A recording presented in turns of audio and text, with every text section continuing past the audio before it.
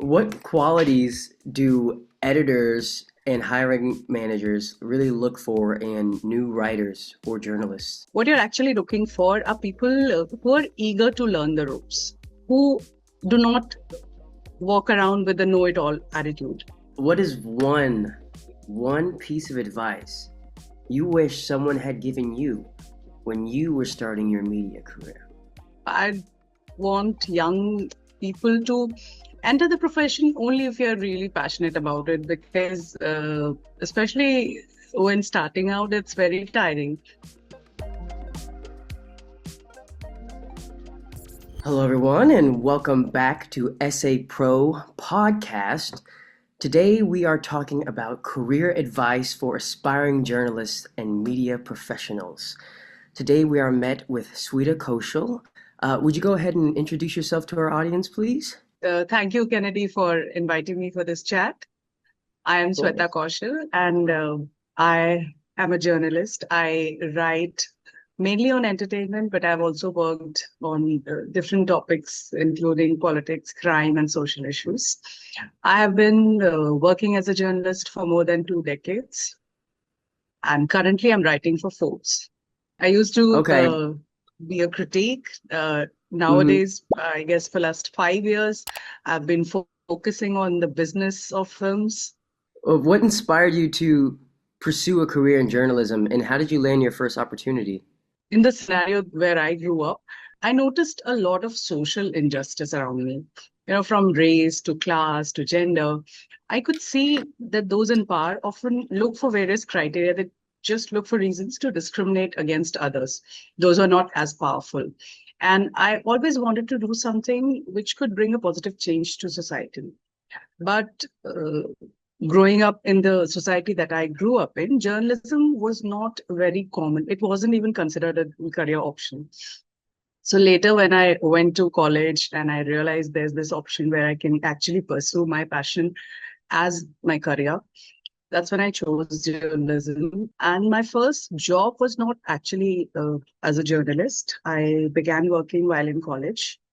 My professor, she's a feminist poet and Academy Award winner, Dr. Ranamika. She introduced me to a publisher who used to publish these self-help books. So I got an opportunity to kind of edit and proofread his books. That's where my first paycheck came from. I think I was in my first year college. College is a good place to start for all that. As a journalist, what does the typical day kind of look for you in today's digital world? I know because there's a lot of outlets to journal these days. So what does it kind of look like for you? I think in today's digital first world, everyone's day starts with checking social media. And it's the hmm same for journalists as well. You go on social media, you see how your stories have worked, you see seek a response from audience. And you also catch up a lot on social media because I guess for the past 5 or 10 years, even the major government officials are announcing things. They're making all their big announcements on social media. So you go there, you check things, and then you go about filtering which ones are actually things that you want to follow. And then you go to the real source. Of course, you can't completely rely on social media, on digital only. So then you go to your sources, verify them, you work on your story. And then while working on your story in the digital era, it becomes a little tough to sort of keep up. So you have to keep checking digital as well. You have to stay updated with all the minute details, all the minute updates that are happening, and also focus on the authenticity of your copy. How has working across platforms like NDTV, Hindustan Times, and Forbes shaped your understanding of media, modern media? Actually, a lot because the forms of media that I mean, barring radio. I started with a TV channel. Then I moved on to the digital wings of newspapers, but I was practically working within the newsroom of a newspaper. And I worked with two newspapers. Both were big legacy media houses. So these were a separate experience on their own. And then Forbes was a very, very different experience. So I'd say during my stint with NDTV, I did learn a lot about the urgency of putting out news, but also because of the kind of authenticity that came with NDTV. I also learned that you need to be very urgent with sending out that piece of news, but also you need to be very, very sure of what you're putting out because you are the source for thousands and thousands of people. You're the journalist. So that's where I learned about the balance between urgency and authenticity. And then moving on to the two major newspapers that I worked with. One was one of the biggest Hindi newspapers in India, Dainik Bhaskar, and the other one was one of the oldest English newspaper, Hindustan Times.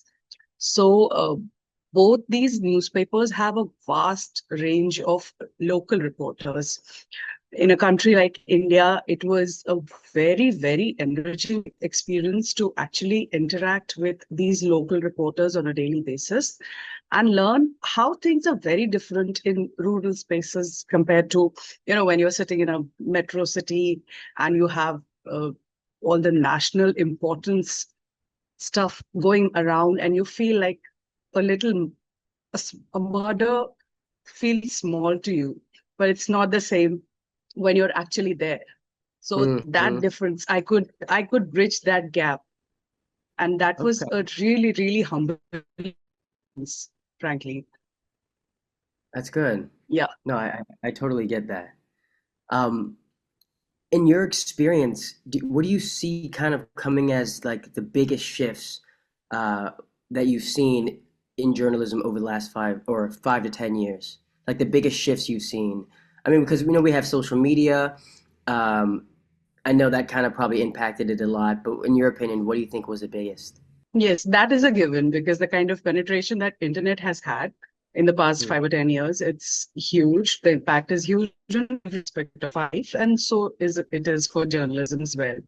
But another big change that I have seen and I feel is very jarring also for older people like us. It now it's very easy to push your opinion as a news piece. It has mm, become very fashionable to actually put forth your own personal political bias as news analysis, and that is not a mm. healthy thing. But it's becoming very fashionable, and more it's being advocated by media houses. It's being advocated by those in power. So that's a very dangerous trend. Yeah, I agree. Propagating your opinion as facts can be it can be devastating. It can be even dangerous.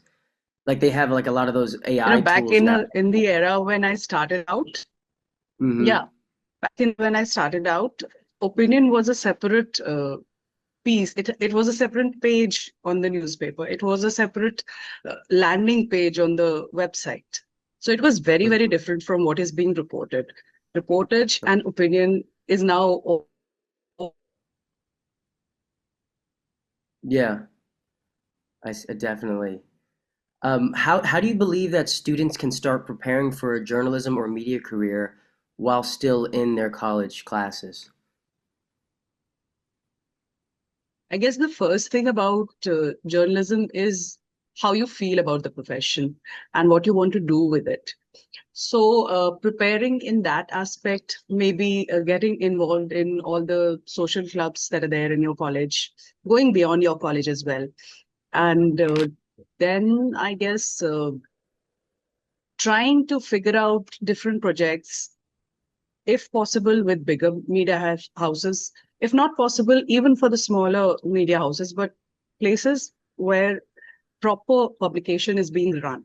So that's where you learn the ropes of how actual things work in the office and participating in social clubs and interacting with people whom you haven't spent time with. Maybe you come from one particular culture or one particular social strata. You should expand beyond that, because mostly we are stuck with our own group of people, our own friends, family. Going beyond that makes you understand different points of views, the different side of the coin as well. So try to understand when in college, try to understand, if you believe in one thing, if I believe in apple, I'll try to understand about orange as well. That's how you can Mm-hmm. actually keep your copy rounded off. So that is the kind of experience I believe people should have in college, if especially if you're aiming for journalism, and Yeah. try working in different projects, even if it's unpaid. Do it once or twice, maybe not too Okay. much. Unpaid Yeah, labor maybe isn't not too good, much. but do try once or twice even. Okay, cool. If you gotta try the apples, you gotta try the oranges too. That's good. I'm gonna use Yeah, that. Okay. What qualities do editors and hiring managers really look for in new writers or journalists, in your opinion? I think most of the time when you're hiring freshers, when you're hiring straight out college people, you're not really looking for people who can give you flowery copies. You're not looking for people who have all the sources in the world to bring out the most exclusive report. Mhm. That will come with experience. What you're actually looking for are people who are eager to learn the ropes, who do not walk around with a know-it-all attitude, a basic Mhm. hold on the grammar of the language that you're working in, a basic understanding of the sort of audience or target reader that your publication has is pretty good meter to sort of gauge the candidate. But these are major characteristics that you see in your prospective. I get that. I feel like that could be helpful in every field, just showing that you're dedicated and kind Yeah. of just you want it And more that than the I next think guy. that goes for every profession. It's not just for Yeah. journalism. And starting out, that's the main ingredient that you need to have. Hmm. Okay. Well, touching on that, like having bringing something more to the job, do you believe that um, that journalism degrees still matter, or are portfolios and experience more important today in the I age of think social media? portfolios and experience matter a lot nowadays. I Yeah. mean, practically, it should have mattered always, but more so now. Degrees Hmm. definitely offer you an entry, but sustaining that place that you made with that entry requires actual knowledge, actual compassion, and passion for the profession. So, more than the degree, portfolios and experience definitely work. Yeah. Yeah. I feel like that also can be translated to a lot of other careers. Like for Right. actors as well. Like they're like, "Oh, I went to Juilliard," but they have no credits under their belt, so it's like, "Okay, so what?" You know what I mean? I get that. I totally get that. Um, what are your thoughts on freelancing versus full-time media jobs for early career professionals? And do you think that they should choose one or the other? Early career professions, Yeah, young early people, career. right? When starting out. I believe Yeah, when young. starting out, taking up full-time jobs will make you disciplined. So I Mhm, think personally that you should prefer full-time media jobs. Even if you do it for 2 or 5 years, you'll get a discipline, mhm. you'll get a hang of how people work. You will get a lot of help from your seniors as well. And that's how you will discover your own style of writing or reportage, whichever your choice is. And then because freelancing needs a lot of discipline, you don't have a hourly deadline. You don't need to report your every minute to your boss. So unless you're really disciplined, you're not going to meet that 10-day deadline as well. Mhm. Yeah, it's like cracking down on the whip or just going out in the world and do your thing. I get that. Yeah, yeah, yeah. You get What's you what's can one? get distracted very easily. Yeah, yeah. It's nice to have that discipline sometimes because when you're out of school, it's like, oh, I'm a free man, I'm a free woman, but it's nice to have a little bit of structure to your life. If not, you can go Yeah, you crazy. need to have a whatever works for you. Everyone has their own Yeah. different way of working. You can have a different flow chart of your process of working on things, but you Hmm. need you need to understand what is your style of working on the copy or your video feature. Hmm.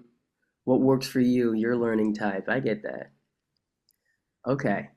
What is what is one mistake that you see a lot of young journalists make when first starting out? Like any pitfalls or anything like that?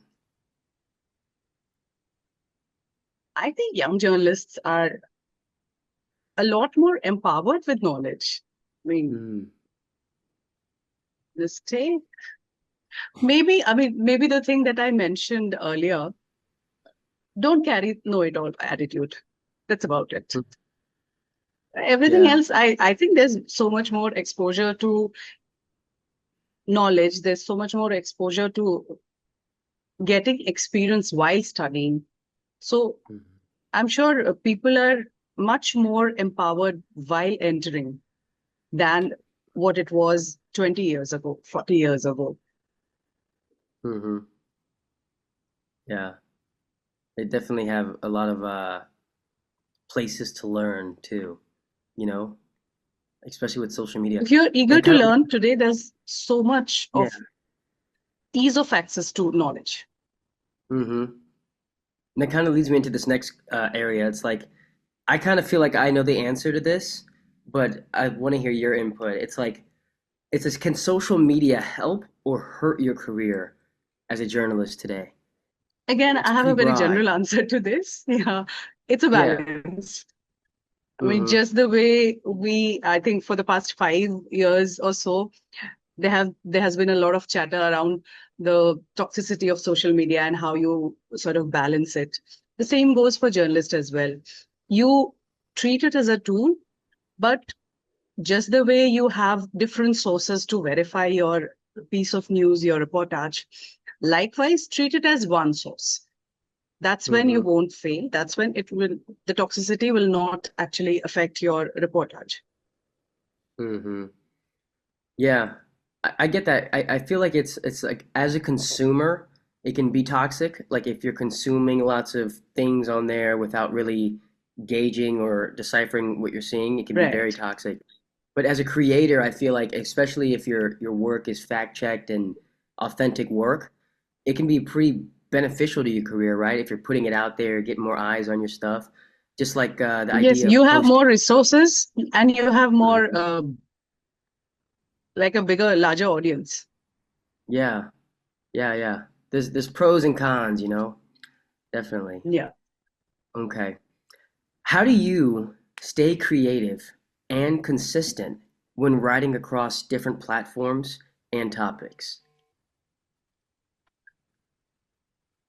That actually gets tough at times because Mhm. sometimes you feel you're overworked or sometimes you're like, I've been writing about just the same pattern, the same things. Say so I write about the business of films. So if I've been writing daily box office copies, there'll be times when I feel like I am writing the exact same copy. Only the Mhm. film's names and the numbers have changed, but the copy is same, and that gets very Mhm. weird. So what I do is I try whenever I feel that I go to my previous content, read them, and then I rewrite my own, the one that I'm Mhm. writing. Also, I try and read, like I said, you should always try to get the other point of view. So I try and find people who write very different from what I do. So and I read Mhm. them a lot. So that gives me a different perspective that expands the sort of way that I write. Mhm. And if it's a new topic, then you sort of need to be able to understand what you're writing about. It's a new topic, you haven't written about it, but you have done all your research. So you Mhm. go about reading other people, reading previous articles on the same topic. That is when you can be creative as well and avoid being repetitive when you're rewriting and rewriting your stuff. Okay. Yeah, lots of revisions, lots of read-throughs, lots of Lots of revisions, lots of reading, lots of rewriting. yeah. Yeah. That's the process. That's what makes it fun. Yeah, it gets very boring at times. Take your Mhm. breaks, have your coffee, listen to a song, do a dance or whatever suits you. Yeah, that Keep that suits me. coffee on deck. Coffee all the time. Yeah. 16 cups a day, no lunch. Mm. Okay. What is your process for researching and pitching stories in a competitive landscape?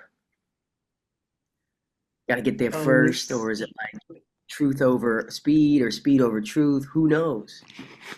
right. And another thing is that nowadays everyone is a storyteller. Mm-hmm. A writer is also a film writer is a storyteller, a social media influencer is a storyteller, and practically everyone with a social media account is a storyteller. So Mm-hmm. you actually have all these many people telling stories, but you are always news is not the same thing being recreated, unlike social media, unlike stories, films. So these are new things that are happening, different things that are happening. So you have your own points of sources, making sure that you cannot report stale events. So that is not something that is a competition as such. But you need to have a very clear perspective on your reportage, the topic that you're talking about, the subject of your article.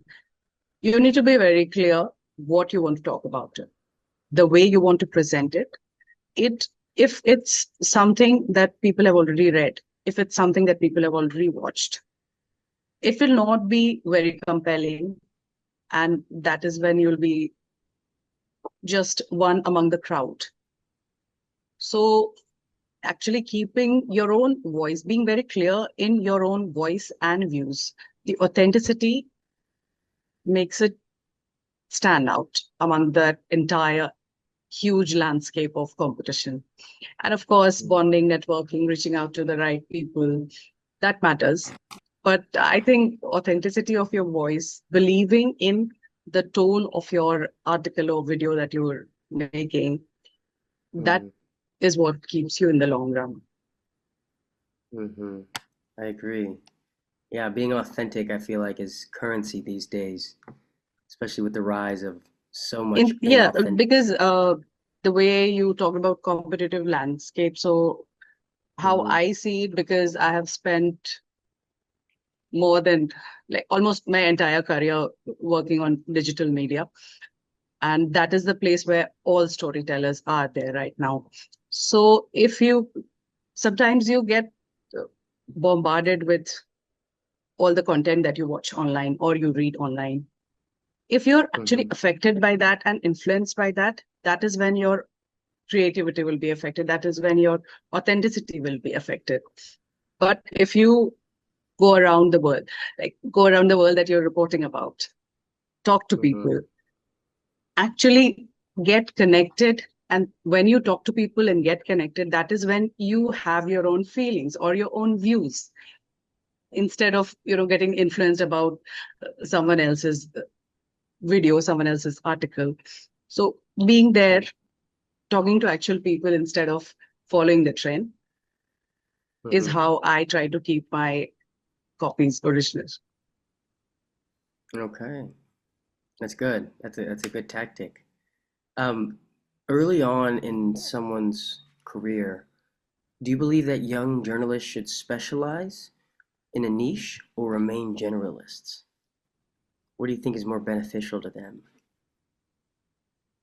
I believe, I mean, I have worked in newsrooms where many engineers, scientists, and psychologists switch to the profession of journalism.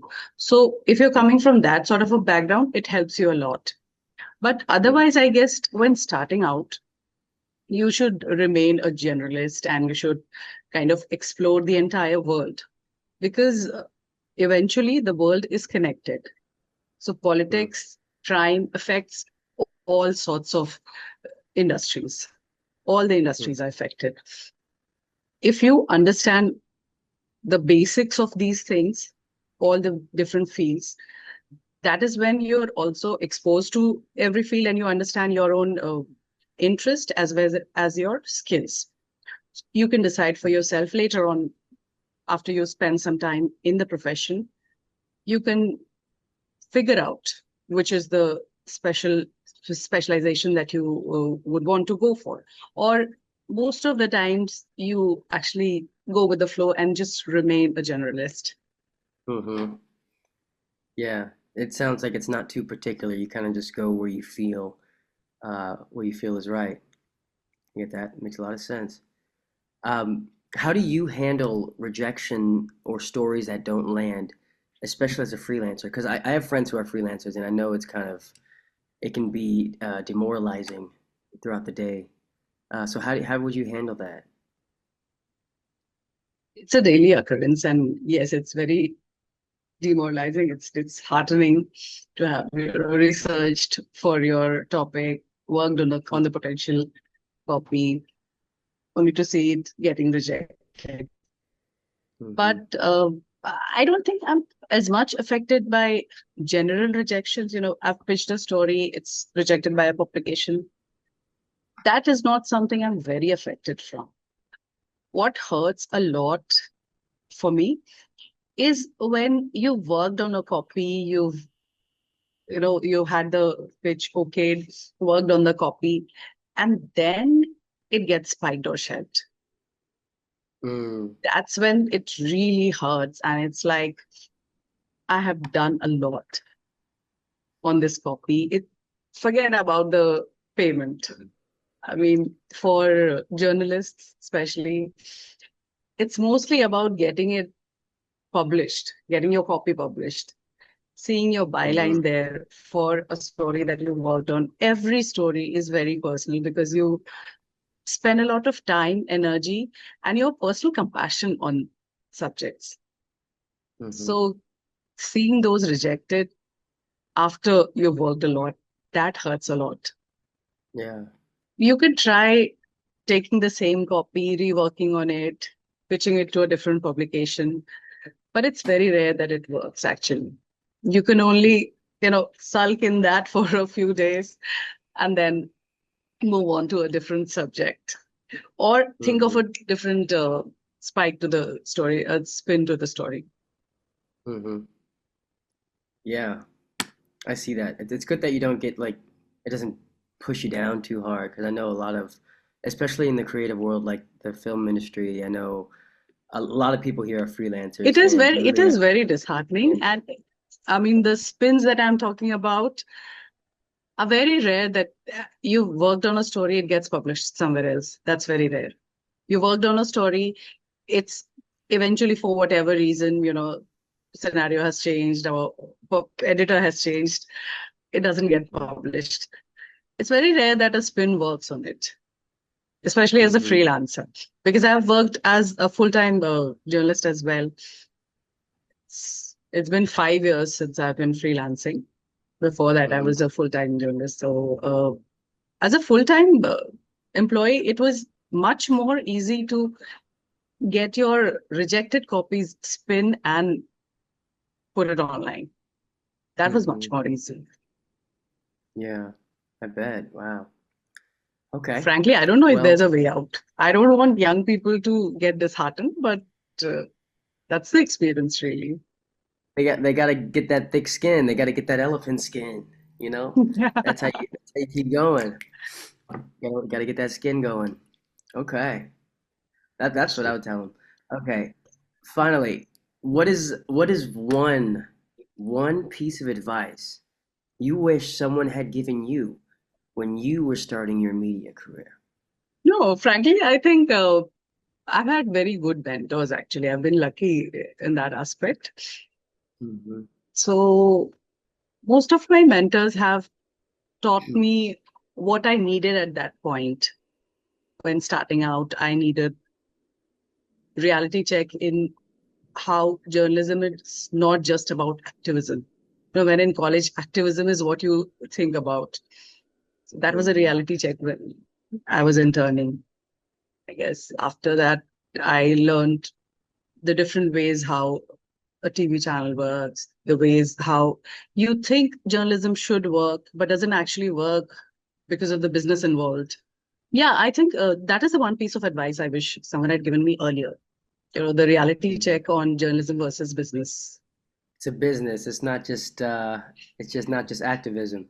No, I get that. Yeah. There's a lot more to it. It's a hefty career. Kind of dangerous sometimes Mm. too. Wow, okay. Mm. Well, if you have nothing more to provide, I think that's it. I think that just about covers all our questions today. Anything else you want to say?